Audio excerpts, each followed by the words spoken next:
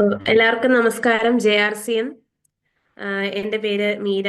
ഞാൻ ഇപ്പം എൻ്റെ PG കംപ്ലീറ്റ് ചെയ്തിട്ട് ഇരിക്കുകയാണ്. അപ്പം പലപ്പോഴായിട്ട് നമ്മുടെ ഈ പ്ലാറ്റ്ഫോമിൽ നിന്നാണ് നമ്മൾ പുതിയ ഓരോ ടോപ്പിക്സ് കൊണ്ടുവരികയും സംസാരിക്കുകയും എല്ലാം ചെയ്യുന്നത്.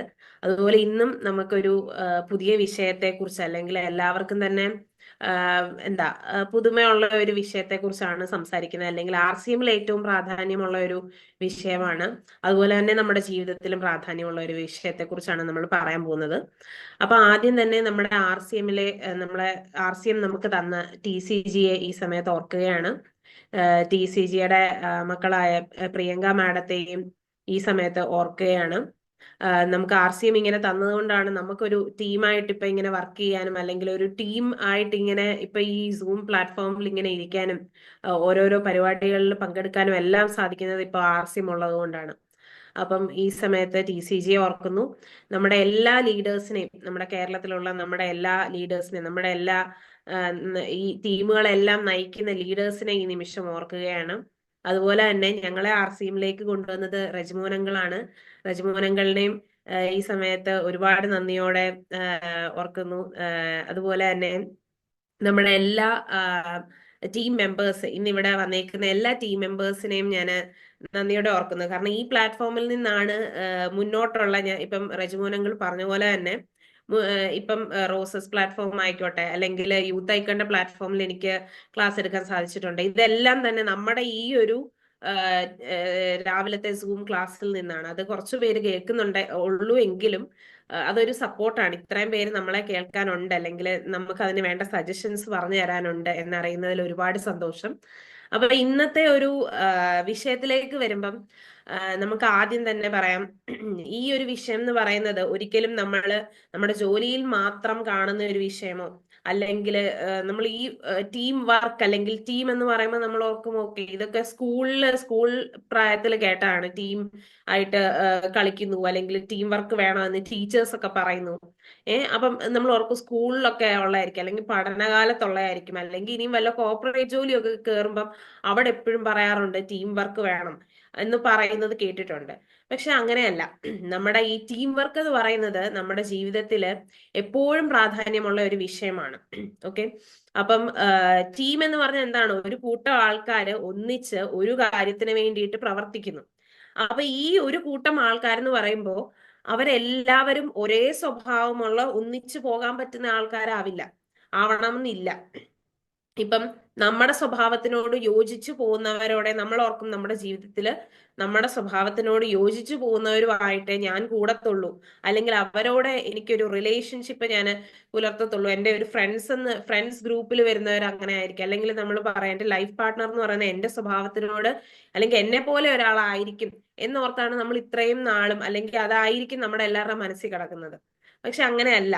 നമ്മൾ എപ്പോഴും നമ്മുടെ ഓപ്പോസിറ്റ് ആയിട്ട് ഒരു സ്വഭാവമുള്ളവരുമായിട്ടായിരിക്കും നമ്മൾ ഏറ്റവും കൂടുതൽ യോജിച്ചു പോകാനും നമ്മൾ ഏറ്റവും പ്രൊഡക്റ്റീവായിട്ട് പ്രവർത്തിക്കാനും ചാൻസസ് ഏറ്റവും കൂടുതലുള്ള. അതിന് ഏറ്റവും നല്ല ഉദാഹരണമാണ് ടീം എന്ന് പറയുന്നത്. ഇപ്പം ഏറ്റവും സംസാരിക്കാനും ഒക്കെ കഴിവുള്ള ഒരാളും വേറെ ഒരു സംസാരിക്കാൻ ഇതേ ആളെ പോലെ തന്നെ കഴിവുള്ള ഈ രണ്ടു പേര് ഒന്നിച്ചു പോകാൻ വളരെ ചാൻസ് കുറവാണ്. അപ്പൊ നമ്മൾ ഒരിക്കലും ഓർക്കരുത്, ടീം എന്ന് പറയുമ്പോൾ ഒരേ സ്വഭാവമുള്ള, എല്ലാം ഇങ്ങനെ അച്ചടിച്ച് വെച്ച, ഒരേ അച്ചിൽ വാർത്തെടുത്ത ആൾക്കാര് ഒന്നിച്ചു വരുന്നതല്ല ഒരിക്കലും ടീം. പല സ്വഭാവമുള്ള, പല സാഹചര്യത്തിലുള്ള, പല കഴിവുകളുള്ള കുറെ പേര് ഒന്നിച്ചു വരുന്ന ഒരു സ്ഥലമാണ്, അല്ലെങ്കിൽ ഒരു കൂട്ടം ആൾക്കാരാണ് ടീം. അങ്ങനെ നോക്കിയാൽ നമ്മുടെ RCM എന്ന് പറയുന്നത് ഏറ്റവും വലിയൊരു ടീമാണ്. നമ്മുടെ ഇന്ത്യ ഒട്ടാകെ ഇങ്ങനെ പടർന്നു കിടക്കാണ്. കാരണം നമ്മൾ ഇന്ത്യയിൽ എവിടെ പോയിട്ടാണെങ്കിലും രണ്ട് RCMകാർ ഒന്നിച്ച് മീറ്റ് ചെയ്താൽ അവിടെ ഭാഷ ഒരു പ്രശ്നമാകില്ല. അവിടെ നിങ്ങൾ ഏത് എന്താ ജാതിയിൽ പെട്ടതാണെന്നോ, അല്ലെങ്കിൽ ഏത് സ്ഥലത്തെ ആണെന്നോ, അല്ലെങ്കിൽ അവരുടെ എഡ്യൂക്കേഷണൽ ക്വാളിഫിക്കേഷൻ, അതായത് വിദ്യാഭ്യാസം ഒന്നും തന്നെ പ്രശ്നമല്ല. നിങ്ങൾ RCM ആണോ, അവിടെ ഒരു സൗഹൃദം അപ്പോൾ തന്നെ നമുക്ക് ഉണ്ടാകുന്നതായിട്ട് കാണാം. അതാണ് ഒരു ടീം. നമ്മൾ ഒന്നാണ് എന്ന് പറയുന്നത്. ഇപ്പൊ തന്നെ നമുക്കറിയാം, നമ്മുടെ ഈ ഒരു സാഹചര്യത്തിൽ, അതായത് ഇന്ത്യയും പാകിസ്ഥാനും തമ്മിലുള്ള ഒരു പ്രശ്നമൊക്കെ നടന്നുകൊണ്ടിരിക്കുകയാണ്. അപ്പൊ ആ ഒരു സാഹചര്യത്തിലും ഇന്ത്യ ഒന്നായിട്ട് നിന്നാലേ പാകിസ്ഥാനെതിരെ നമുക്ക് പോരാടാൻ പറ്റും. അങ്ങനെ കുറെ കാര്യങ്ങൾ നമുക്കറിയാം, ഈ സോഷ്യൽ മീഡിയയിൽ കൂടെ കേൾക്കുന്നതാണ്. അപ്പൊ ഇവിടെ എല്ലാം തന്നെ ഒരു ടീം എന്നുള്ള ഒരു കാര്യത്തിനെ കുറിച്ച് നമുക്ക് അറിയാൻ സാധിക്കും, അല്ലെങ്കിൽ അതിനെല്ലാം അവിടെ ഒരു പ്രാധാന്യമുണ്ടെന്ന് മനസ്സിലാക്കാൻ കഴിയും. അപ്പൊ ഈ ടീം എന്ന് പറയുന്നത് നമ്മൾ ഓർക്കും ഒരു 100 ആൾക്കാർ കൂടുന്നത് മാത്രമാണോ ടീം? അല്ല, രണ്ടുപേര് ഒന്നിച്ച് നിന്നാൽ തന്നെ അതൊരു ടീമാണ്, അല്ലെ? അതിപ്പം നിങ്ങൾ ഒരു കുടുംബം, ഒരു ഫാമിലി എടുത്താൽ മതി. ഇപ്പം അമ്മയും അച്ഛനും മക്കളും അടങ്ങുന്ന ഒരു ടീം എന്ന് നമുക്ക് പറയാൻ പറ്റും. ഒരു ഫാമിലി എന്ന് പറയുന്ന ഒരു ടീമാണ്. കാരണം എന്ത് പ്രശ്നം വരുമ്പോഴും നമ്മൾ ആ ഫാമിലിക്ക് പുറത്തു പോവാതെ, അല്ലെങ്കിൽ അവിടെ തന്നെ ഒതുക്കി തീർക്കാനും, അവിടെയുള്ള ഓരോരുത്തരുടെയും പ്രശ്നം അവിടെയുള്ള എല്ലാവരുടെയും പ്രശ്നമായിട്ട് മാറുന്ന ഒരു സ്ഥലമാണ് ഫാമിലി എന്ന് പറയുന്നത്, അല്ലെങ്കിൽ ഒരു കുടുംബം എന്ന് പറയുന്നത്. അല്ലാതെ നമ്മൾ ആ സമയത്ത് പുറത്തു പോയിട്ട് ഇന്ന ഇന്ന പ്രശ്നങ്ങളാന്ന് പറഞ്ഞ് നമ്മൾ പുറത്ത് സംസാരിക്കില്ല, അല്ലെങ്കിൽ അങ്ങോട്ടും ഇങ്ങോട്ടും പരസ്പരം കുറ്റപ്പെടുത്തില്ല. കുറ്റപ്പെടുത്തിയാൽ ഒന്നും മുന്നോട്ട് നീങ്ങില്ല. അപ്പൊ മുന്നോട്ട് കാര്യങ്ങൾ നീങ്ങണമെങ്കിൽ ഒരാളുടെ പ്രശ്നം എല്ലാവരുടെയും പ്രശ്നമായിട്ട് എല്ലാവരും ഏറ്റെടുക്കുകയും ഓരോരുത്തരുടെ റെസ്പോൺസിബിലിറ്റീസ് അല്ലെങ്കിൽ ഉത്തരവാദിത്തങ്ങളുണ്ട്. ഒരു വീട്ടിൽ തന്നെ ഓരോരുത്തർ ചെയ്യേണ്ട എന്തൊക്കെ കാര്യങ്ങളുണ്ട് അതെല്ലാം ആ രീതിയിൽ ചെയ്താൽ മാത്രമേ ഒരു ടീമായിട്ട്, ഒരു ഫാമിലിക്ക്, ഒരു കുടുംബത്തിന് പ്രവർത്തിക്കാൻ സാധിക്കൂ എന്ന് നമുക്കറിയാം. അതുപോലെ തന്നെ ഈ ടീം വർക്കിന്റെ ഉദാഹരണങ്ങളാണ് ഞാനിപ്പോ പറയുന്നത്. അപ്പം ഇനിയും സാധാരണ നമുക്കറിയാം, നമ്മുടെ വീടുകളിലൊക്കെ എന്തെങ്കിലും പരിപാടികൾ വന്നാൽ, ഇപ്പം കല്യാണത്തിന്റെ പരിപാടിയോ അങ്ങനെ എന്തെങ്കിലും കാര്യങ്ങളോ ഒന്നും വേണ്ട, നമ്മുടെ RCMൽ എപ്പോഴും നമുക്കറിയാം ഓരോരോ പ്രോഗ്രാംസ് ഓർഗനൈസ് ചെയ്യുന്ന കാര്യങ്ങൾ. അപ്പൊ ഇതിനെല്ലാം എന്താണ്, ഒരു ടീം അതിന്റെ പിന്നിലുണ്ട്, പിന്നിലും മുന്നിലും ഒക്കെ ആയിട്ട് പ്രവർത്തിക്കുന്നുണ്ട്. അപ്പൊ എന്ത് കാര്യങ്ങളും സക്സസ്ഫുൾ ആയിട്ട് നടക്കണമെങ്കിൽ അവിടെ ഒരു ഗ്രൂപ്പ് ഓഫ് ആൾക്കാർ ഒന്നിച്ചു നിന്ന് ഒരേ മനസ്സോടെ ഒരു കാര്യത്തിന് വേണ്ടിയിട്ട് പ്രവർത്തിക്കുമ്പോഴാണ് എല്ലാ കാര്യത്തിനും ഒരു വിജയം നമുക്ക് കാണാൻ സാധിക്കുന്നത്. അപ്പൊ നമ്മളിപ്പോ പറഞ്ഞ പോലെ എല്ലായിടത്തും അത് കാണാം. നമ്മൾ പറഞ്ഞു കുടുംബത്തിലുണ്ട്, അതുപോലെ നമ്മുടെ ചുറ്റിനും ഉള്ള ഏത് കാര്യത്തിലും, സാമൂഹിക പ്രവർത്തനങ്ങളിലാകട്ടെ, എല്ലായിടത്തും നമുക്ക് ഈ ഒരു ടീമിന്റെ ഇമ്പോർട്ടൻസ് കാണാം. അല്ലെങ്കിൽ തന്നെ നമുക്കിപ്പോ അറിയാം, ഈ യുദ്ധത്തിലൊക്കെ പോകുമ്പോൾ ആർമി എന്ന് പറയുമ്പോൾ നമ്മൾ എന്താ, ഇന്ത്യയുടെ ആർമി എന്ന് പറയുമ്പോൾ നമ്മൾ അഭിമാനത്തോടെ പറയുന്ന കാര്യങ്ങളാണ് പട്ടാളക്കാര് എന്ന് പറയുമ്പോൾ.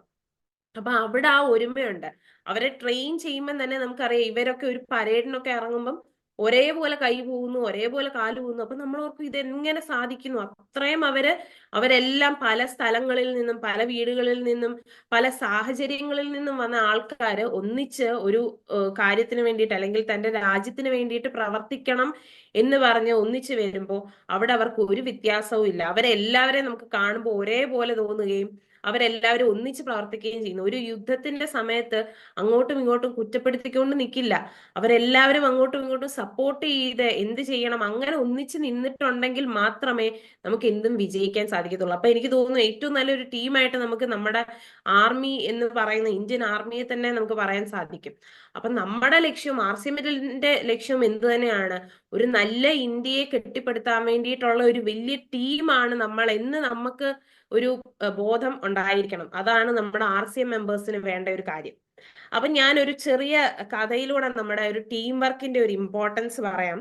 അപ്പൊ നമ്മുടെ ഈ കഥ നമ്മൾ കുഞ്ഞിലേ മുതൽ കേൾക്കുന്ന ഒരു കഥയാണ്. എന്താ? ആമയുടെയും മുയലിന്റെയും കഥ. കഥ ഒത്തിരി ഞാൻ പറഞ്ഞ് നീട്ടുന്നില്ല. കഥയുടെ ആ എൻഡിങ് നമുക്ക് എല്ലാവർക്കും അറിയാം. എന്താണ്? ആമയും മുയലും പന്തയം വെക്കുന്നു. ആമ പതുക്കെയാണ് പോകുന്നതെന്ന് അറിയാം, മുയൽ നല്ല സ്പീഡിലാണ്. അപ്പൊ മുയൽ എന്താണ്, മുയൽ ഓടിപ്പോയി. നോക്കിയപ്പോ ആമയെ നോക്കിയപ്പോ പുറകെ വരുന്നില്ല. എന്നാൽ ഞാൻ കുറച്ചു നേരം റെസ്റ്റ് എടുക്കാം, ഉറങ്ങിയിട്ട് എഴുന്നേറ്റ് വരാം എന്ന് ഓർത്തു. പക്ഷെ ആമ മുന്നിൽ കയറിപ്പോയി. പന്തയം ജയിച്ചത് ഇവിടെ ആമയാണ്. മുയല് കടന്ന് ഉറങ്ങിപ്പോയി. അപ്പൊ ഇവിടെ നിന്ന് നമുക്ക് ഇതിന്റെ ഒരു പാഠം എന്താണ്? Slow and steady wins the race നമ്മൾ പറയാം. അതായത് നമ്മൾ പതിയെ ആണെങ്കിലും നമ്മൾ ആ ഒരു സ്റ്റഡി, നമ്മൾ എപ്പോഴും കൺസിസ്റ്റന്റ് ആയിട്ട് നിരന്തരമായിട്ട് പ്രയത്നിക്കുവാണെങ്കിൽ, നമ്മൾ എത്ര പതിയാണെങ്കിലും നമ്മൾ ഒരു വിജയം കണ്ടെത്തുമെന്നാണ് ഈ ഒരു കഥയുടെ ലെസൺ, അല്ലെങ്കിൽ നമ്മൾ പറയാം ഒരു എന്താണ് അതിൽ നിന്ന് നമ്മൾ എടുക്കേണ്ട കാര്യം.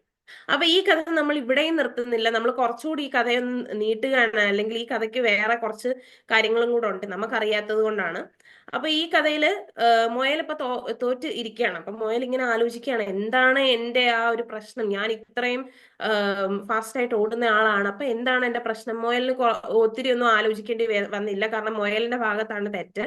അപ്പൊ മുയലിന് മനസ്സിലായി, ഞാൻ അവിടെ ഇടയ്ക്ക് റെസ്റ്റ് എടുക്കാൻ പോയോണ്ടാണ്. ഞാൻ നിരന്തരം ഞാനും പ്രയത്നിക്കണമായിരുന്നു. ഞാൻ ആമ പതുക്കെ വരത്തുള്ളൂ എന്ന് കരുതിയോണ്ടാണ് ഇന്ന് എനിക്ക് തോക്കേണ്ടി വന്നത് എന്ന് ആർക്ക് മനസ്സിലായി? മുയലിന് മനസ്സിലായി. അപ്പൊ മുയൽ എന്ത് പറഞ്ഞു? ആമയുടെ അടുത്ത് ചെന്നിട്ട് പറഞ്ഞു, നമുക്ക് അടുത്ത് വീണ്ടും ഒരു പന്തയം കൂടെ വെച്ചാലോ? അപ്പം ആമ പറഞ്ഞു ഓക്കെ, വെക്കാം. അങ്ങനെ രണ്ടുപേരും വീണ്ടും ഒരു പന്തയം വെച്ചു. അപ്പൊ എന്ത് സംഭവിച്ചു? നമ്മുടെ മുയല് ജയിച്ചു. കാരണം മുയല് പണ്ടത്തെ പോലെ ഇടയ്ക്ക് ഉറങ്ങാൻ പോയില്ല, ഇടയ്ക്ക് റെസ്റ്റ് എടുക്കാൻ പോയില്ല, ആമ വരുന്നോ ഒന്നും നോക്കിയില്ല. നിരന്തരമായിട്ട് വളരെ പെട്ടെന്ന് ആമ ഓടി തന്റെ ലക്ഷ്യസ്ഥാനത്ത് എത്തി. അപ്പൊ ഇതിൽ നിന്ന് നമുക്ക് എന്ത് മനസ്സിലാകാം? നമ്മൾ നിരന്തരമായിട്ട് പ്രവർത്തിക്കുന്നതിന്റെ കൂടെ നമ്മൾ കുറച്ചുകൂടെ ഫാസ്റ്റ് ആണെങ്കിൽ, അല്ലെ, നമ്മൾ കാര്യങ്ങൾ കുറച്ചുകൂടെ ഫാസ്റ്റ് ആയിട്ട് ചെയ്യുകയാണെങ്കിൽ നമുക്ക് വിജയിക്കാൻ സാധിക്കുമെന്ന് ആര് കാണിച്ചു തന്നു? മുയല് കാണിച്ചു തന്നു. അപ്പൊ ഇതാണ് ഈ കഥയുടെ അവസ്ഥ. അപ്പൊ നമ്മൾ ഓർക്കും ഈ കഥ ഇവിടെയും തീർന്നു, ഓക്കെ, രണ്ടാമത്തെ കഥയായിട്ട് ഇത് നമുക്ക് എടുക്കാന്ന്. അല്ല, ഈ കഥയ്ക്ക് കുറച്ചുകൂടെ നീളമുണ്ട്. അപ്പം നമ്മുടെ ഈ മുയൽ ഇങ്ങനെ ജയിച്ച സാഹചര്യത്തിൽ ആമ ചിന്തിക്കുകയാണ്, അതെങ്ങനെ ശരിയാകും? കഴിഞ്ഞ ആദ്യത്തെ പന്തയത്തിന് ഞാൻ ജയിച്ചു, പക്ഷെ മുയല ഈ പ്രാവശ്യം ജയിച്ചു, അത് ശരിയാവില്ലല്ലോ. അപ്പം ആമ ചിന്തിച്ചു, ഒരു കാര്യം ചെയ്യാം, മുയലിനെ ഒന്നുകൂടെ പന്തയത്തിന് വിളിക്കാം.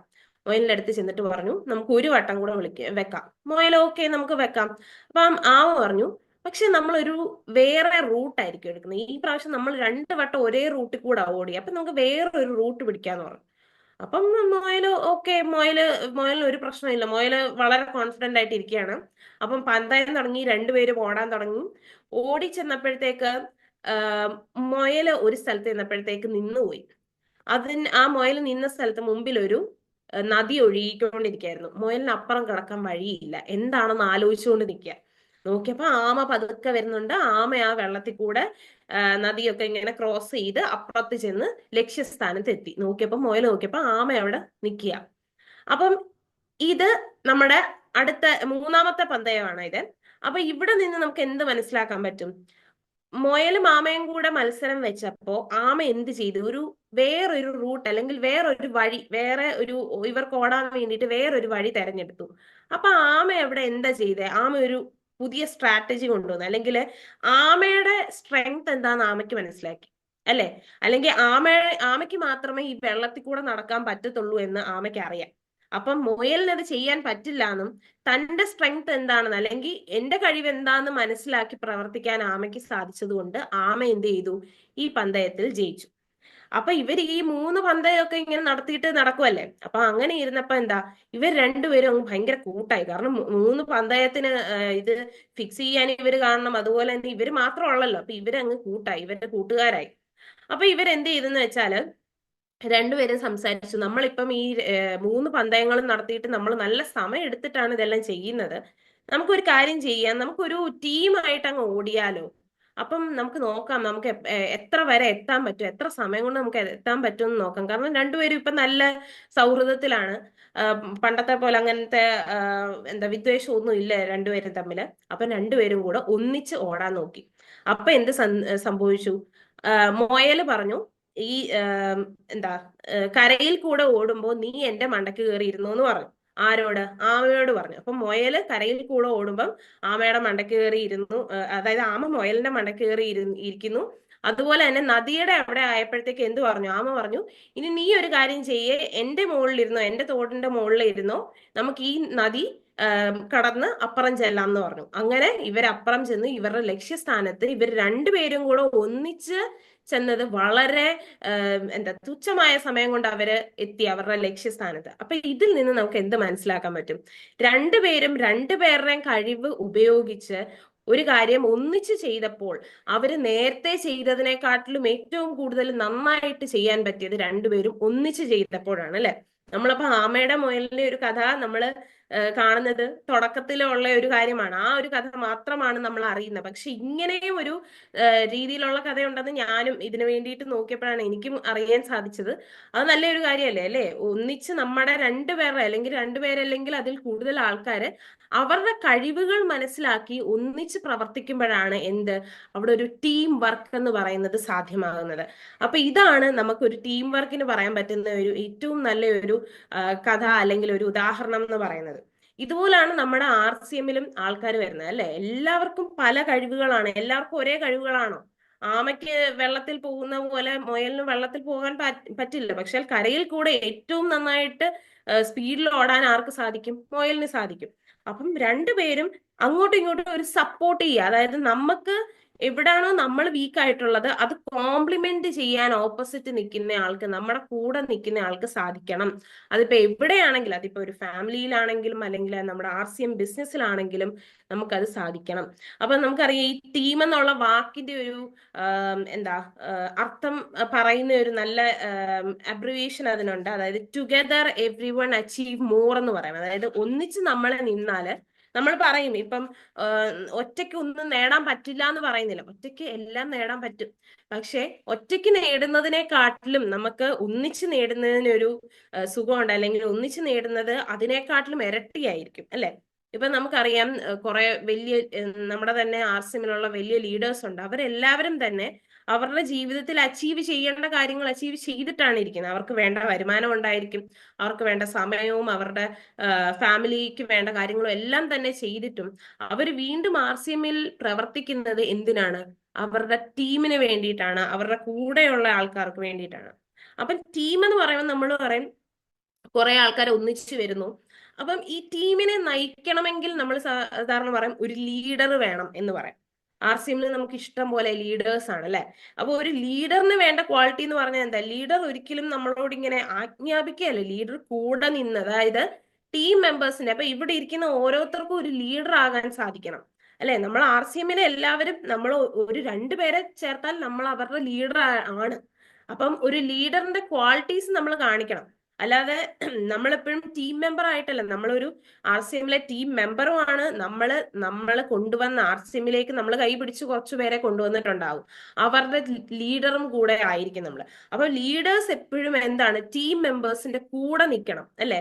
ഇപ്പൊ നമുക്കറിയാം വലിയ വലിയ ബിസിനസ്സുകളുടെ ഇപ്പം എന്താ റിലയൻസിന്റെ ആയിക്കോട്ടെ, ഇതിൻ്റെ അകത്ത് എല്ലാം തന്നെ ആൾക്കാർ ഇവര് തുടക്കത്തിൽ ഏറ്റവും റൂട്ടിൽ നിന്നാണ് തുടങ്ങിയേക്കുന്നത്. അതായത് അവരുടെ ഏറ്റവും താഴെയുള്ള ജോലി എടുക്കുന്ന എംപ്ലോയീസിനെ വരെ ഈ മേലുദ്യോഗസ്ഥന് അറിയാമായിരിക്കും.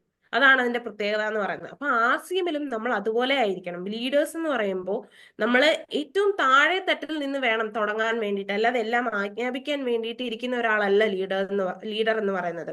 അപ്പൊ RCMലെ ലീഡേഴ്സ് എല്ലാം തന്നെ നമ്മളെ സപ്പോർട്ട് ചെയ്യുന്ന, നമ്മൾ പറയത്തില്ലേ കെയറിങ് അപ്ലൈൻ എന്നൊക്കെ പറയത്തില്ലേ, ഈ അപ്ലൈൻ എന്ന് പറയുന്നത് നമ്മൾ ലീഡർഷിപ്പ് ആണ് ഉദ്ദേശിക്കുന്നത്. അപ്പൊ ആ ഒരു ലീഡർഷിപ്പ് നമ്മൾ ഓരോരുത്തരും ബിൽഡ് ചെയ്താൽ നമുക്ക് തന്നെ RCMൽ തന്നെ എത്ര ടീം, ഇപ്പൊ നമ്മൾ പറയുവാണ് നമ്മൾ RCMന്റെ ഒരു വലിയ പ്രോഗ്രാമിന് പോയി, കോട്ടയത്തെ ഒരു പ്രോഗ്രാമിന് പോയെന്ന് വെച്ചു.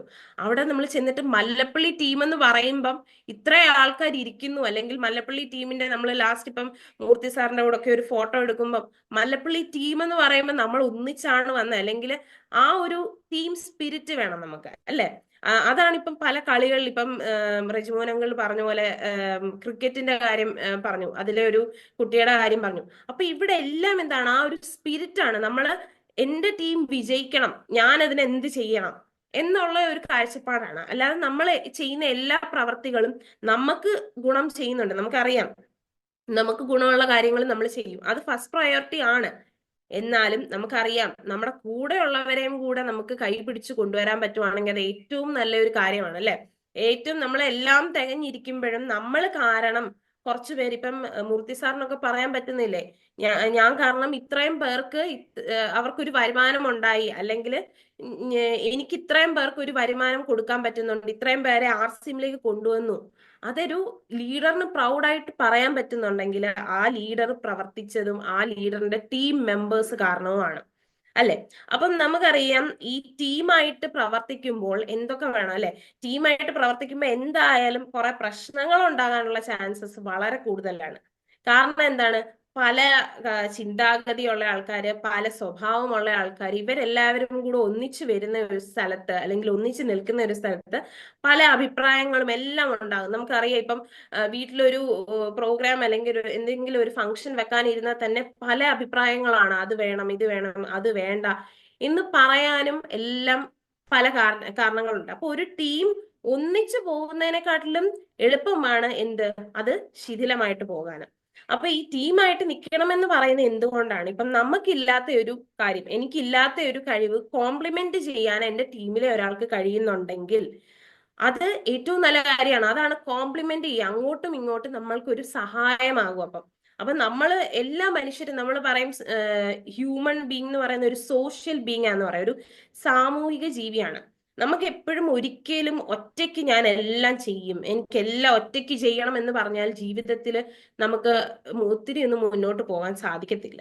കുറച്ചൊക്കെ നമ്മൾ മുന്നോട്ട് പോകും, പക്ഷെ ഒറ്റയ്ക്കായിരിക്കില്ല. നമ്മുടെ പുറകിലും മുമ്പിലുമായിട്ട് നമുക്കറിയാം, അതിപ്പോ ആരാണെങ്കിലും, ഒരു കുട്ടി മുന്നോട്ട് പോകണമെങ്കിൽ ആ കുട്ടിയുടെ പിന്നിൽ അമ്മയും അച്ഛനും കാണും. അല്ലെങ്കിൽ ഒരു സ്ത്രീ മുന്നോട്ട് പോകണമെങ്കിൽ ആ സ്ത്രീയുടെ കൂടെ ആ സ്ത്രീയുടെ ഭർത്താവ് കാണും, കുട്ടികൾ കാണും. അപ്പം എല്ലാവരുടെയും പിന്നിൽ ഒരു ടീം പ്രവർത്തിച്ചുകൊണ്ടിരിക്കുക. ഒരാളിങ്ങനെ മുന്നിൽ നിൽക്കുമ്പോഴത്തേക്ക് അവരുടെ പുറകിൽ ഒരു ടീം ഉണ്ട്. അത് നമുക്ക് കാണാൻ സാധിക്കത്തില്ലെങ്കിലും മുന്നിൽ നിൽക്കുന്ന ആ ആള് നിൽക്കുന്നത് പുറകിലുള്ള ആ ഒരു ടീമിനെ വെച്ചിട്ടാണ്. അപ്പൊ നമുക്കറിയാം, ഈ കോർപ്പറേറ്റ് ജോബ്സിലൊക്കെ, സാധാരണ ബിസിനസ്സുകളിലാണ് ഈ ഒരു ടീമിന്റെ ഇമ്പോർട്ടൻസ് പറയുന്നത്.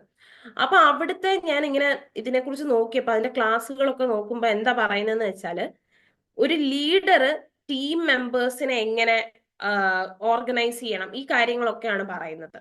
അപ്പം നമ്മൾ അവിടെ നോക്കുമ്പോ എന്താണ്, ടീം ലീഡർ ഇവിടെ നിൽക്കുന്നു, ടീം മെമ്പേഴ്സ് താഴെയാണ് നിൽക്കുന്നത് എന്നൊരു കാഴ്ചപ്പാട് നമുക്ക് അതിൽ നിന്ന് കിട്ടും. പക്ഷെ RCMൽ ഒരിക്കലും അങ്ങനെയല്ല. നിങ്ങൾ ടീം മെമ്പേഴ്സ് ആകുന്ന അതേ സമയത്ത് നിങ്ങൾ ലീഡേഴ്സും ആണ്. അത് നമ്മൾ മനസ്സിലാക്കണം. നമ്മൾ RCMൽ വരുന്ന ആ നിമിഷം മുതൽ, നമ്മൾ ഒരാളോട് RCMനെ കുറിച്ച് സംസാരിക്കുന്ന നിമിഷം മുതൽ നമ്മൾ ടീം മെമ്പറുമാണ്, നമ്മൾ ലീഡറുമാണ്. അപ്പൊ അവിടെ ഒരു വേർതിരിവ് ഒരിക്കലും ഇല്ല. പിന്നെ ലീഡേഴ്സ് പറയുന്ന കേൾക്കണം എന്ന് പറയുന്നതിന്റെ കാരണം എന്താ? എക്സ്പീരിയൻസ് ഉള്ള ആര് പറഞ്ഞാലും നമ്മൾ സംസാരിക്കുന്ന കേൾക്കണം. അതിപ്പം പ്രായം കുറഞ്ഞ ആളാണെങ്കിലും കൂടിയ ആളാണെങ്കിലും എക്സ്പീരിയൻസ് എന്ന് പറയുന്നത് ഒരു വലിയ ഘടകമാണ്. അപ്പൊ നമ്മളിപ്പം മനസ്സിലാക്കി ടീമിന് വളരെയധികം പ്രാധാന്യമുണ്ട്. അപ്പൊ ഒരു ടീമായിട്ട് നമ്മൾ മുന്നോട്ട് പോകണമെങ്കിൽ എന്തൊക്കെ വേണം?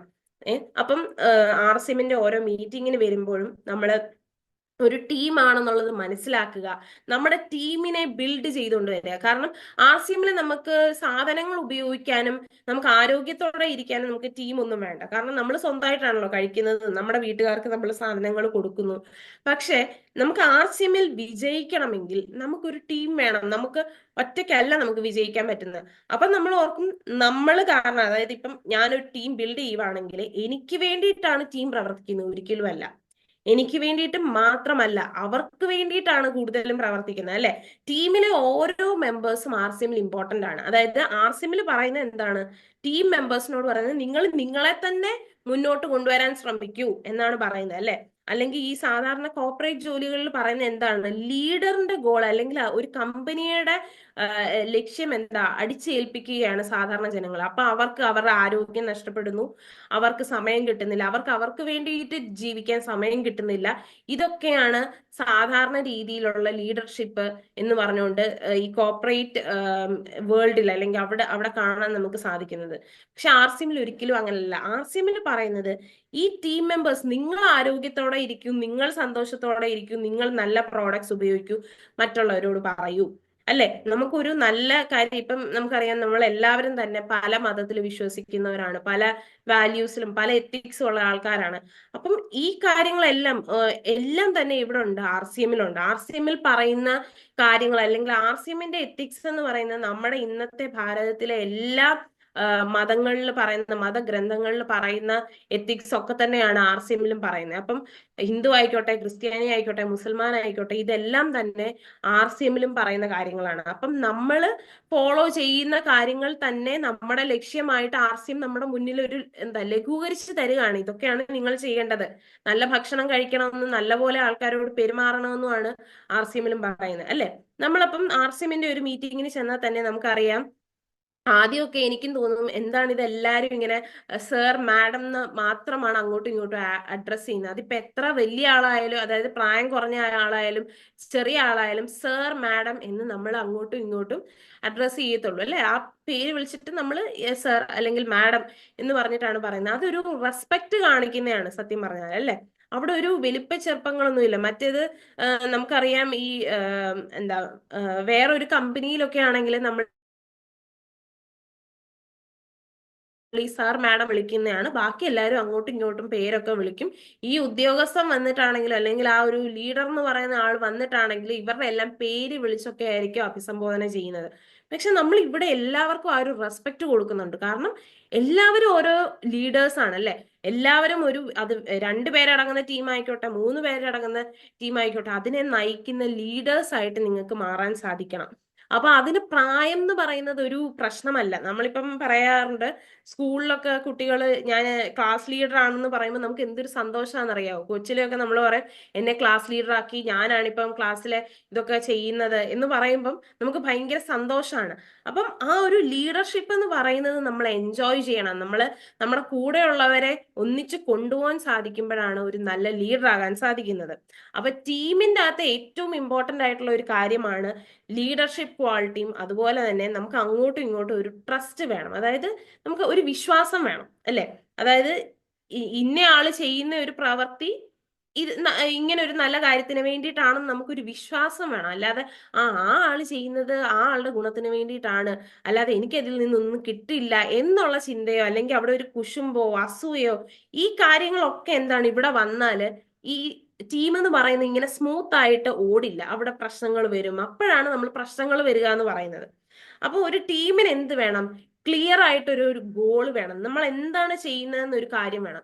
ഇത് RCM നമുക്ക് വളരെ വ്യക്തമായിട്ട് എന്താണ് ചെയ്യുന്നതെന്ന് പറഞ്ഞിട്ടുണ്ട് അല്ലെ. To build a new India. ഇപ്പൊ ഞാൻ ഈ ബാക്കിൽ ഇട്ടേക്കുന്ന ഈ ഒരു ബാക്ക്ഡ്രോപ്പിൽ തന്നെ എഴുതിയിട്ടുണ്ട്. നമുക്കൊരു പുതിയ ഇന്ത്യയെ പടുത്തുയർത്താൻ വേണ്ടിയിട്ട്, ആരോഗ്യം ഉള്ള ഒരു ജീവിതം നയിക്കാൻ വേണ്ടിയിട്ട്, അല്ലെങ്കിൽ വിമൻ എംപവർമെന്റ്, അങ്ങനെ എന്താണ് RCMന്റെ ഗോൾ എന്ന് വളരെ വ്യക്തമായിട്ട് നമ്മൾ പഠിപ്പിച്ചുകൊണ്ടിരിക്കുകയാണ്, നമ്മൾ പറയുന്നുണ്ട് അല്ലെ. അതുപോലെ തന്നെ ഓരോരുത്തരുടെ റോള്, റെസ്പോൺസിബിലിറ്റി, നിങ്ങളുടെ ഉത്തരവാദിത്തങ്ങൾ എന്താണെന്ന് നിങ്ങൾ തന്നെ മനസ്സിലാക്കുക. RCM പറഞ്ഞു തരുന്നുണ്ട് ഒരാള് എന്തൊക്കെ ചെയ്താൽ എന്തൊക്കെ നിങ്ങൾക്ക് നേടാം എന്ന് പറഞ്ഞു തരുന്നുണ്ട് അല്ലെ.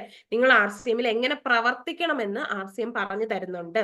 പക്ഷെ അത് കൂടാതെ നിങ്ങൾ എന്ത് മനസ്സിലാക്കണം? നമ്മളിപ്പോ ആദ്യം പറഞ്ഞ ആ കഥയിലെ പോലെ ആമയുടെ സ്ട്രെങ്ത് എന്താണെന്ന് ആമ കണ്ടുപിടിച്ചു അല്ലെ. ആമയ്ക്ക് എന്ത് ചെയ്യാം, ഏത് വഴിയിൽ കൂടെ സഞ്ചരിച്ചാൽ എനിക്ക് ജയിക്കാമെന്ന് ആമ കണ്ടുപിടിച്ച പോലെ നമ്മൾക്ക് ഓരോരുത്തർക്കും ഓരോ വഴിയുണ്ട്. അപ്പം അത് ഏത് വഴിയാണെന്ന് കണ്ടുപിടിക്കണം. ചിലപ്പോൾ നമുക്ക് സംസാരിക്കാനായിരിക്കും. ചിലപ്പം ഒട്ടും സംസാരിക്കാത്ത ഒരാൾക്ക് ഭയങ്കര കണക്ഷൻസ് കാണും, ഒരുപാട് ആൾക്കാരെ അറിയാമായിരിക്കും. അപ്പൊ ആ കണക്ഷൻസ് ആയിരിക്കണം നമ്മൾ ഉപയോഗിക്കേണ്ടത്. അപ്പം ഇതെല്ലാം തന്നെ RCMലെ ഓരോ പ്രോഡക്റ്റ് ഉപയോഗിച്ചാൽ ഈ ടീമായിട്ട് നമുക്ക് പ്രവർത്തിക്കണമെങ്കിൽ എന്താ, RCMനെ അറിയണം. RCMന്റെ ഓരോ പ്രോഡക്റ്റ് അറിയുകയും അതിനെക്കുറിച്ച് പഠിക്കുകയും ചെയ്യണം. അപ്പൊ എന്നാലേ ഇത് നമുക്ക് പുറത്തോട്ട് പറയാൻ പറ്റത്തുള്ളല്ലോ. നമുക്ക് അറിയാവുന്ന കാര്യങ്ങളെ നമുക്ക് സംസാരിക്കാൻ പറ്റത്തുള്ളൂ ഒരു ടീമായിട്ട് വർക്ക് ചെയ്യുമ്പോൾ. അപ്പം നമ്മുടെ ഈ ടീമിന്റെ അത് വേറൊരു ഇമ്പോർട്ടന്റ് കാര്യമാണ് കമ്മ്യൂണിക്കേഷൻ. അതായത് നമുക്ക് അങ്ങോട്ടും ഇങ്ങോട്ടും ഒരു കമ്മ്യൂണിക്കേഷൻ വേണം. അതിപ്പോ ഒരു വീട് തന്നെ എടുത്താല് നമ്മള് എന്താ, കുട്ടികളും അമ്മയും അച്ഛനുമായിട്ട് ഒരു കമ്മ്യൂണിക്കേഷൻ ഉണ്ട്. ഇപ്പൊ ഇതിൽ ഒരാള് ഒരു കാര്യം പറഞ്ഞില്ലെങ്കിൽ ആ വീട്ടിൽ ആ കാര്യം അറിയില്ല. ഇപ്പം എന്താ മക്കള് മക്കളിൽ ഒരാള് വീട്ടിൽ നിന്ന് പുറത്തു പോകുന്നു, ഈ കാര്യം അമ്മയോടും അച്ഛനോടും പറഞ്ഞിട്ട് വേണം പോകാൻ. അല്ലെങ്കിൽ അവിടെ എവിടാ പോയത്, എങ്ങനാ പോയത് എന്നൊന്നും നമുക്കറിയില്ല. അപ്പൊ ആ കമ്മ്യൂണിക്കേഷന്റെ പ്രശ്നം വരുമ്പോഴാണ് പല വീട്ടിലും പ്രശ്നങ്ങൾ ഉണ്ടാകുന്നത്. അപ്പം ടീം എന്ന് പറഞ്ഞാലും അതുപോലാണ്, നമുക്കൊരു കമ്മ്യൂണിക്കേഷൻ വേണം. പുതിയതായിട്ട് എന്തൊക്കെ നടക്കുന്നു, എന്തൊക്കെ പ്രോഗ്രാം ഉണ്ട് RCMൽ, RCMന്റെ പുതിയ പ്രോഡക്ട്സ് എന്താണ്, ഇത് മാത്രമാണോ നമ്മൾ കമ്മ്യൂണിക്കേറ്റ് ചെയ്യേണ്ടത്? നമുക്ക് എന്തെങ്കിലും പ്രശ്നം ഉണ്ടെങ്കിൽ നമ്മുടെ ലീഡേഴ്സിനോട് സംസാരിക്കണം. ഇപ്പം സാറേ ഇത് ഇങ്ങനെ ഒരു പ്രശ്നം, അല്ലെങ്കിൽ ഈ ഈ ഒരു കാര്യത്തിനെ കുറിച്ച് കുറച്ചുകൂടെ ഒന്ന് പറഞ്ഞു തരാമോ, അല്ലെങ്കിൽ അങ്ങനത്തെ കാര്യത്തിനെ കുറിച്ച് കമ്മ്യൂണിക്കേറ്റ് ചെയ്യണം, പറയണം. സംസാരിച്ചാൽ മാത്രമേ നമുക്ക് നമ്മുടെ ടീം ഒന്നിച്ച് മുന്നോട്ട് പോകത്തുള്ളൂ. അത് ടീം മെമ്പേഴ്സ് തമ്മിലാണെങ്കിലും നമുക്ക് ചെയ്യാൻ പറ്റും. ഇപ്പൊ ടീം മെമ്പേഴ്സ് തന്നെ കമ്മ്യൂണിക്കേറ്റ് ചെയ്താൽ ചിലപ്പോൾ പുതിയ ഐഡിയാസ് വരും. നമുക്ക് പറയാൻ പറ്റില്ല, ചിലപ്പോൾ നല്ലപോലെ പാചകം ചെയ്യുന്ന ഒരാൾ നമ്മുടെ ടീമിൽ കാണും. അതുപോലെ തന്നെ നല്ലപോലെ സെയിൽസ് അറിയാവുന്ന ഒരാളും നമ്മുടെ ടീമിലുണ്ടെന്ന് വിചാരിക്കാം. അപ്പൊ പറയാണ് നമുക്ക് ഒന്നിച്ച് നിന്നിട്ട് ഇന്ന പോലെ മാഡം അല്ലെങ്കിൽ സാറ് കുറച്ച് പ്രോഡക്ട്സ്, നമ്മുടെ പ്രോഡക്ട്സ് വെച്ചിട്ട്, ഗുഡ് ഡോട്ടിന്റെ പ്രോഡക്ട്സ് വെച്ചിട്ട് സാധനങ്ങൾ ഉണ്ടാക്കാം, ഞാൻ കൊണ്ടുപോയി സെയിൽ ചെയ്യാം. അപ്പൊ എന്താണ്, രണ്ടു പേർക്കും പ്രയോജനകരമായിട്ടുള്ള ഒരു കാര്യമാണ്. ചിലപ്പോൾ ഒരാൾ വിചാരിച്ച് ഈ കാര്യം നടക്കത്തില്ലായിരിക്കും. അപ്പൊ അതാണ് ആ ഒരു ടീം പ്രത്യേകത. അപ്പം നമുക്കറിയാം, ഇപ്പൊ നമ്മൾ പറഞ്ഞ പോലെ തന്നെ കമ്മ്യൂണിക്കേഷൻ പറയുന്ന പോലെ തന്നെ നമ്മൾ ലിസൺ ചെയ്യാൻ പഠിക്കണം. നമുക്കറിയാം RCMന്റെ ഓരോ മീറ്റിംഗും നമ്മൾ ലിസണിങ് ആണ്. നമ്മുടെ ലീഡേഴ്സ് പറയുന്നത് നമ്മൾ കേൾക്കുകയാണ്. കാരണം എക്സ്പീരിയൻസ് ആണ്, നമുക്ക് നമ്മുടെ കാര്യങ്ങൾ അറിയണം. ഇതിനെല്ലാം നമ്മൾ ശ്രദ്ധയോടെ കേൾക്കാനുള്ള ആ ഒരു ക്ഷമ എന്ന് പറയുന്ന കാര്യം നമ്മുടെ ജീവിതത്തിൽ വളരെ കുറഞ്ഞുകൊണ്ട് വരുന്ന ഒരു സമയമാണ്. നമ്മളിങ്ങനെ എല്ലാം ഒന്ന് ഒരു 20 മിനിറ്റ് ഒരു കാര്യം കേൾക്കുക എന്ന് പറയുന്നത് ഭയങ്കര പാടുള്ള കാര്യമായിട്ടാണ് ഇപ്പൊ മാറിക്കൊണ്ടിരിക്കുന്നത്. പക്ഷെ നമ്മൾ ലിസൺ ചെയ്യണം. അതിപ്പം നമ്മുടെ വീട്ടിലാണെങ്കിൽ ഒരാൾ സംസാരിക്കാൻ നമ്മുടെ അടുത്തോട്ട് വരികയാണെങ്കിൽ നമ്മൾ ആ ആൾക്ക് വേണ്ടിയിട്ട് ലിസൺ ചെയ്യാന്ന് ആ ആൾക്കും കൂടെ തോന്നണം. അതായത് ഇപ്പൊ നമ്മൾ ഫോൺ യൂസ് ചെയ്തുകൊണ്ടിരിക്കുകയാണ്. ഫോൺ യൂസ് ചെയ്തുകൊണ്ടിരിക്കുമ്പോൾ നമ്മളോട് ഒരാൾ ഒരു കാര്യം പറഞ്ഞു, നമ്മൾ ഇത് എന്ന് പറയുന്നത് മൂളുന്നതിന് പകരം ആ ഫോൺ മാറ്റി വെച്ചിട്ട് പറ എന്ന് പറഞ്ഞ് മുഖത്ത് നോക്കി നമുക്ക് സംസാരിക്കാൻ സാധിക്കണം. ഇതുപോലെ ആയിരിക്കണം RCMലെ ഓരോ ടീം മെമ്പേഴ്സും. നമ്മൾ ലിസൺ ചെയ്യണം, നമ്മൾ കമ്മ്യൂണിക്കേറ്റ് ചെയ്യണം. അതുപോലെ തന്നെ ഒരു ടീമിന് വേണ്ട വേറൊരു കാര്യമാണ് റെഗുലർ ആയിട്ടുള്ള ടീം മീറ്റിംഗ്സ്. അത് നമ്മുടെ RCMൽ ഉണ്ടല്ലോ, അതിന് ഒരു ഉദാഹരണമാണല്ലോ. നമ്മുടെ ഈ പ്ലാറ്റ്ഫോം തന്നെ അതിനൊരു ഉദാഹരണമാണ്, ടീം മീറ്റിംഗ്സ് റെഗുലർ ആയിട്ട്. കാരണം എന്താ, നമ്മളിപ്പോ ഇത്രയും പേര് ഈ ഒരു പ്ലാറ്റ്ഫോമിൽ കയറുന്നു, അപ്പൊ നമുക്കറിയാം ഇന്ന ആൾക്കാരൊക്കെ ഈ നമ്മുടെ ടീമിലുണ്ട്. പുതിയതായിട്ട് വന്ന ആരെങ്കിലും ഉണ്ടെങ്കിൽ തന്നെ ഇതൊക്കെ നമ്മുടെ ടീമിലെ ആൾക്കാരാ, അപ്പൊ നമുക്കറിയാം ഈ ആളൊക്കെ തന്നെയാണ് ക്യാമറ ഓൺ ചെയ്യുന്ന ആൾക്കാർ, ഇത്ര പേരുണ്ട്. അപ്പൊ നമ്മൾ നോക്കുകയാണ്, ഒരു ദിവസം ഇന്നയാളെ കണ്ടില്ലെങ്കിൽ അയ്യോ ഇന്നയാൾ എന്ത് ചെയ്യേ എന്ന് നമ്മൾ ആലോചിച്ചുകൊണ്ടിരിക്കാതെ ആ ആളൊന്ന് എന്ത് ചെയ്യേ, സാർ കേറുന്നില്ലേ എന്നൊന്ന് വിളിക്കാൻ പറ്റുവാണെങ്കിൽ അവിടാണ് നമ്മുടെ ടീം സ്പിരിറ്റ് എന്ന് പറയുന്നത്, അല്ലെ? അല്ലെങ്കിൽ നമ്മുടെ കൂടെ ഉള്ളവരെ, ബാക്കിയുള്ളവരും കൂടെ ദേ ഒരു ക്ലാസ് ഉണ്ട് നമുക്ക് കേൾക്കാം എന്ന് പറഞ്ഞുകൊണ്ട് വിളിക്കുന്നിടത്താണ് അവിടെ ഒരു ടീം സ്പിരിറ്റ്. അല്ലാതെ എനിക്ക് കിട്ടുന്നതൊന്നും വേറെ ആർക്കും കിട്ടണ്ട എന്ന് ചിന്തിക്കുന്നിടത്തല്ല. കാരണം നമ്മൾ മറ്റുള്ളവർക്ക് വേണ്ടി പ്രവർത്തിക്കുമ്പോൾ ദൈവം നമുക്ക് വേണ്ടിയിട്ട് പുറകിൽ നിന്ന് പ്രവർത്തിച്ചോളും. ആ ഒരു ചിന്ത നമുക്ക് ഉണ്ടാകണം, അല്ലെ? അതുപോലെ തന്നെ നമ്മൾ അങ്ങോട്ടും ഇങ്ങോട്ടും ഒരു റെസ്പെക്ട്, ഒരു റെസ്പെക്ട് കൊടുക്കണം, ഒരു ബഹുമാനം വേണം, അല്ലെ? ചിലപ്പം വളരെ വിദ്യാഭ്യാസം കുറഞ്ഞ ഒരാളാണെങ്കിലും പ്രായത്തിന് നമ്മളെക്കാട്ടിലും ഇളയ ഒരാളാണെങ്കിൽ തന്നെ ആ ആളിൽ നിന്നും പഠിക്കാൻ ഒരുപാട് കാര്യങ്ങളുണ്ട്. കാരണം എന്താ, ഓരോ മനുഷ്യരും വ്യത്യസ്തരാണ്. അവര് വന്ന സാഹചര്യങ്ങൾ വ്യത്യസ്തമാണ്. അപ്പൊ അവര് പറയുന്നത് നമ്മൾ കേൾക്കണം, അല്ലെ? ചിലപ്പം RCMൽ വരുന്ന ഒരു ടീം ലീഡർ എന്ന് പറയുന്നത് ഏറ്റവും പ്രായമുള്ള ആളോ അല്ലെങ്കിൽ വിദ്യാഭ്യാസത്തിൽ ഏറ്റവും മികച്ചു നിൽക്കുന്ന ഒരാളോ അല്ലെങ്കിൽ ആ ആളുടെ ജോലി നമ്മളെക്കാട്ടിലും ഒക്കെ നേരത്തെ വളരെ ഉദ്യോഗസ്ഥനായിട്ടുള്ള ഒരാളോ ആയിരിക്കണമെന്നില്ല. അപ്പം എല്ലായിടത്തും നമ്മൾ ഒരു മ്യൂച്വൽ റെസ്പെക്ട് കൊണ്ടുവരണം. അതുപോലെ തന്നെ പുതിയ ഐഡിയാസ് ഉണ്ടെങ്കിൽ ഷെയർ ചെയ്യണം. ഇപ്പൊ നിങ്ങളുടെ മനസ്സിൽ ഒരു ഐഡിയ ഉണ്ട്, ഇപ്പൊ ഇങ്ങനെ ചെയ്താൽ ശരിയാവുമായിരിക്കും, അത് നിങ്ങൾ നിങ്ങളുടെ ലീഡേഴ്സിനോട് പറയാം, അല്ലെങ്കിൽ ടീം മെമ്പേഴ്സിനോട് നമുക്ക് ഇങ്ങനെ ഒന്ന് ചെയ്താലോ. അപ്പൊ ഇങ്ങനെ ചെയ്യുമ്പോൾ എന്താ, നമ്മൾ എപ്പോഴും ഇങ്ങനെ ആക്റ്റീവ് ആയിട്ടിരിക്കും. നമ്മൾ ഒറ്റയ്ക്കാണോ, അയ്യോ ഇതെല്ലാം ഞാൻ ഒറ്റയ്ക്ക് ചെയ്യണമല്ലോ എന്നുള്ള ഒരു ചിന്ത വരില്ല. കാരണം അവിടെ നമുക്ക് നമ്മുടെ ഐഡിയാസ് ഷെയർ ചെയ്യാൻ ആൾക്കാരുണ്ട്, നമ്മളെ കേൾക്കാൻ ആൾക്കാരുണ്ട്. കാരണം RCMൽ എല്ലാവരും ഉണ്ട്, നമ്മളത് ചെയ്താൽ മതി, നമ്മളത് കമ്മ്യൂണിക്കേറ്റ് ചെയ്താൽ മതി. അപ്പൊ നമ്മൾ ഷെയറിങ് അല്ലെങ്കിൽ നമ്മുടെ ഐഡിയാസും നമ്മുടെ കാര്യങ്ങളും എല്ലാം ഷെയറിങ് ചെയ്യാൻ പഠിക്കണം ഒരു ടീമിൽ. ഓക്കെ, അതായത് പേഴ്സണൽ കാര്യങ്ങൾ എന്നല്ല ഞാൻ ഉദ്ദേശിക്കുന്നത്, അതായത് നമ്മുടെ ബിസിനസ്സിന് ഗുണകരമായിട്ടുള്ള കാര്യങ്ങൾ അങ്ങോട്ടും ഇങ്ങോട്ടും ഷെയർ ചെയ്യുക. ഇപ്പൊ ഇവിടെ ഒരു മീറ്റിംഗ് ഉണ്ട്, അല്ലെങ്കിൽ ഇവിടെ ഇങ്ങനെ ഒരു സാധ്യതയുണ്ട്, നമുക്ക് ഇങ്ങനെ ചെയ്താലോ എന്ന് പറയുന്നത് ഒരു പ്രധാനപ്പെട്ട കാര്യങ്ങളാണ്. പിന്നെ നമുക്കറിയാം നമ്മുടെ ഒരു ടീം വരുമ്പം പല കോൺഫ്ലിക്റ്റ് ഉണ്ടാകും. ഈ കോൺഫ്ലിക്റ്റ് എന്ന് പറയുന്നത് പ്രശ്നങ്ങൾ എല്ലായിടത്തും ഉണ്ടാകുന്നതാണ്. അതിപ്പോ ഒരു കുടുംബത്തിലായിക്കോട്ടെ, അല്ലെങ്കിൽ ഒരു ക്ലാസ്സിൽ ഒരു കുട്ടികൾ കൂടുന്ന ഒരു സ്ഥലത്തായിക്കോട്ടെ, എല്ലായിടത്തും പ്രശ്നങ്ങൾ ഉണ്ടാകും. അപ്പൊ ഈ പ്രശ്നങ്ങളെ സോൾവ് ചെയ്യാനുള്ള വഴി എന്ന് വെച്ചാൽ അവിടെ കുറച്ച് നിയമങ്ങൾ ഉണ്ടെങ്കിൽ, നിയമങ്ങൾ എന്തിനാണ്, പ്രശ്നങ്ങളെ പരിഹരിക്കാനും അല്ലെങ്കിൽ പ്രശ്നങ്ങൾ ഉണ്ടാകാതിരിക്കാൻ നമ്മൾ ഒരു പ്രിക്കോഷൻ എടുക്കുന്നതാണ്. ഈ നിയമങ്ങൾ RCMലും ഉണ്ട്, അല്ലെ? നമുക്ക് റൂൾസ് ഉണ്ട്, ഈ റൂൾസ് ഫോളോ ചെയ്യണം. നമ്മൾ എന്തൊക്കെ ചെയ്യണമെന്ന് പറഞ്ഞ ആ കാര്യങ്ങൾ ചെയ്തിട്ട് നമുക്ക് നോക്കുവാണെങ്കിൽ, ആ റൂൾസ് ഫോളോ ചെയ്യുന്നുണ്ടെങ്കിൽ RCMൽ ഒരു നല്ല വ്യക്തിയായിട്ട്, ഒരു ടീമായിട്ട് നമുക്ക് പ്രവർത്തിക്കാൻ സാധിക്കും. അതുപോലെ തന്നെ ഒരു ടീം കൾച്ചർ നമ്മൾ പറയും, ഒരു സംസ്കാരം എന്ന് പറയും. ഓക്കെ, അപ്പൊ RCMൽ ഒരു ടീം കൾച്ചർ ബിൽഡ് ചെയ്യാം. നമ്മൾ പറയുന്ന ഒരു കൾച്ചർ എന്ന് പറഞ്ഞാൽ എന്താ, അത് നമ്മുടെ സംസ്കാരം എന്ന് പറയുന്നത് ഒരു സമയത്ത് അല്ലെങ്കിൽ ഒരു പ്രവൃത്തി ചെയ്യുമ്പോൾ മാത്രം ഉണ്ടാകേണ്ട കാര്യമല്ല. നമ്മൾ രാവിലെ എഴുന്നേക്കുന്നിടം മുതൽ കിടക്കുന്നിടം വരെ ഉള്ള കാര്യങ്ങളിലാണ് നമ്മുടെ കൾച്ചർ. ആ ആൾക്കൊരു സംസ്കാരം എന്ന് പറയുന്നത് അതിലാണ്. അപ്പൊ RCMൽ ഒരു ടീം കൾച്ചർ ഉണ്ട്. നമുക്കറിയാം RCMൽ ഇപ്പൊ നമ്മൾ പറഞ്ഞ പോലെ ഒരു മതത്തിനെ നമ്മൾ എടുത്തു കാണിക്കോ അങ്ങനെ ഒന്നും ചെയ്യുന്നില്ല, അല്ലെ? നമുക്ക് എല്ലാവരും ഒരുപോലെയാണ്. മനുഷ്യൻ എന്നുള്ള ആ ഒരു കൺസിഡറേഷൻ ആണ് നമുക്ക് ഇവിടെ വേണ്ടത്. അതുപോലെ നമ്മൾ എല്ലാവരും തന്നെ ഒരുമിച്ച് പ്രവർത്തിക്കുന്നു. ആരെയും നമ്മൾ മേളിലെന്നോ താഴേന്നോ ഒന്നും കാണുന്നില്ല, എല്ലാവരും ഒന്നിച്ച് പ്രവർത്തിക്കുന്നു. അപ്പം ഒരു ടീം മുന്നോട്ട് പോകണമെങ്കിൽ നമുക്ക് എന്ത് വേണം? ഈ ടീമിലെ എല്ലാവരും ഇങ്ങനെ വർക്ക് ചെയ്തുകൊണ്ട് മാത്രം ഇരുന്നാൽ പോരല്ലോ. ഇവർ ചെയ്യുന്ന വർക്കിനെ നമ്മൾ അഡ്രസ്സ് ചെയ്യണം. അതിന് നമുക്ക് സെലിബ്രേഷൻസ് ആവശ്യമാണ്. അതായത് നിങ്ങൾ ചെയ്തു, നിങ്ങൾ എന്തൊക്കെ ചെയ്തു എന്ന് പറയുന്നതിന് നമുക്ക് സെലിബ്രേഷൻസ് അല്ലെ, നമ്മുടെ RCMൽ എത്രത്തോളം സെലിബ്രേഷൻസ് ആണ് നടക്കുന്നത്. ഇപ്പം ഗുഡോട്ടിന്റെ ഇത് സെലിബ്രേഷൻസ് നടക്കുന്നു, അല്ലെങ്കിൽ ഓരോരോ സെഗ്മെന്റിനും നമുക്ക് ഓരോ സെലിബ്രേഷൻ, RCMന്റെ മൊത്തത്തിലുള്ള ഒരു സെലിബ്രേഷൻ, അങ്ങനെ പല രീതിയിലാണ് നമുക്ക് നടക്കുന്നത്. അപ്പം ഇതെല്ലാം തന്നെ എന്താണ് RCMലുണ്ട്. നമ്മൾ ഒരു ടീമില് പ്രവർത്തിക്കുമ്പോൾ നമ്മൾ നമ്മുടെ പെർഫോമൻസ് ട്രാക്ക് ചെയ്യണം. ഇപ്പൊ നമ്മുടെ ലീഡേഴ്സ് നമ്മളോട് വിളിച്ചു പറയും അല്ലെ, അല്ലെങ്കിൽ നമ്മളോട് കമ്മ്യൂണിക്കേറ്റ് ചെയ്യും, ഈ കഴിഞ്ഞ മാസത്തെ ഇങ്ങനെയൊക്കെ ആയിരുന്നു, അപ്പൊ അടുത്ത മാസത്തേക്ക് നമുക്ക് എന്ത് ചെയ്യാം. അപ്പൊ ആ ഒരു കമ്മ്യൂണിക്കേഷൻ ഉണ്ടെങ്കിൽ തന്നെ നമുക്ക് എന്താണ് പ്രവർത്തിക്കാനുള്ള ഒരു ഊർജം കിട്ടും. അപ്പം ഇവിടെ ഞാൻ പറയുന്നത് എന്താന്ന് വെച്ചാൽ, ഒരു ടീമിനെ നമുക്ക് ബിൽഡ് ചെയ്യാൻ സാധിക്കണം, നമ്മൾ ഒരു നല്ല ടീം മെമ്പർ ആയിരിക്കണം. ഇതാണ് RCMന്റെ പ്രത്യേകത. RCMന്റെ ഞാൻ പറഞ്ഞു, ഒരേ സമയത്ത് നമ്മൾ ഒരു ടീം മെമ്പറും ആണ്, ഒരു ലീഡറുമായിട്ട് നമ്മൾ പ്രവർത്തിക്കാൻ നമുക്ക് സാധിക്കണം. അപ്പം ഇവിടെ നമ്മൾക്ക് ടീം മെമ്പേഴ്സ് തമ്മിൽ കമ്മ്യൂണിക്കേഷൻ ഉണ്ടായിരിക്കണം. അതുപോലെ തന്നെ ഒരു ട്രെയിനിങ് വേണം അല്ലെ. നമ്മളിപ്പോ പറഞ്ഞു ആർമിയുടെ കേസൊക്കെ എടുത്തപ്പോൾ നമ്മൾ പറഞ്ഞു എല്ലാവരും ഒന്നിച്ച് ചിന്തിക്കുന്നു, ഒരേപോലെ പ്രവർത്തിക്കുന്നു. ഇതിന് കാരണം എന്താ? അവിടെ ഒരു കോച്ചിങ് അല്ലെങ്കിൽ ട്രെയിനിങ് ഉണ്ട്. അപ്പൊ നമ്മുടെ ഒരു ട്രെയിനിങ് സെഷൻ പോലാണ് ഇപ്പൊ നമ്മുടെ മല്ലപ്പള്ളി പ്ലാറ്റ്ഫോമിന്റെ അല്ലെങ്കിൽ മല്ലപ്പള്ളി ടീമിന്റെ ഒരു ട്രെയിനിങ് സെഷൻ ആണ് നമ്മുടെ ഈ ഒരു പ്ലാറ്റ്ഫോം. നമുക്ക് എല്ലാവർക്കും സംസാരിക്കാൻ ഒരു അവസരം കിട്ടുകയാണ്, നമുക്ക് ഇങ്ങനെ അഭിപ്രായം പറയാൻ ഒരു അവസരം കിട്ടുകയാണ്. അതിനെ നമ്മൾ വിനിയോഗിക്കണം അല്ലെ.